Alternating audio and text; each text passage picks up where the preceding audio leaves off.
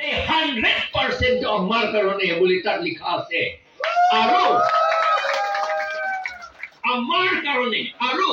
যিটো আমাৰ কাউন্সিল আছে council election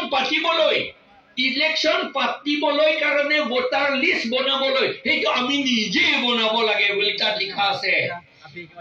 paragraph 2 sub paragraph 7 দুই অধ্যায় 7 পদত লিখা আছে 7 পদত লিখা আছে আপোনালোকে কাউন্সিলত আপোনালোকে নিজে আইনটো বনাব লাগে ইলেকশ্যন পাতিবলৈ আৰু ভোটাৰ লিষ্ট বনাবলৈ আমি মেমৰেণ্ডাম সাবমিট কৰিলো 4-5 বাৰ কাউন্সিলত এই তুলিৰাম ৰংহাহে আছিল এতিয়াও আছে তেওঁৰ হাততে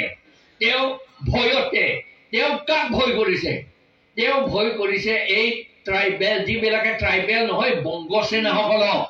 বিহাৰীসকলক ভয় কৰিলে তেওঁ সেইকাৰণে তেওঁ নকৰিলে আৰু তেওঁ বিজেপি হাই কমাণ্ড বিজেপি বিজেপি ডাঙৰ মানুহবিলাকক ভয় কৰিলে সেইকাৰণে নিজৰ যিটো শক্তি আছে সেই শক্তিটো তেওঁ ল'বলৈ ভয় কৰি নললে আৰু আইনটো নবনালে আমি হাইকোৰ্ট গলো হাইকোৰ্টে কৈছে এইটো কৰিব লাগে আমাৰ সিএম বনাব লাগে বুলি কৈছে আৰু সিএম এতিয়াও 1 বছৰ সময় দিছে প্ৰথমতে 6 মাহ সময় দিছে পিছত 1 বছৰ সময় দিছে কিন্তু এতিয়াও নবনালে তেওঁ আৰু তাৰ মানে আমাৰ কাউন্সিলৰ শক্তি তেওঁ ব্যৱহাৰ কৰিব নাজানিলে যদি আইনটো যদি আমি ব্যৱহাৰ কৰিব নাজানে তেতিয়াহলে আমাৰ এই আইনটো আমাক একো সহায় কৰিব নোৱাৰে কাৰণ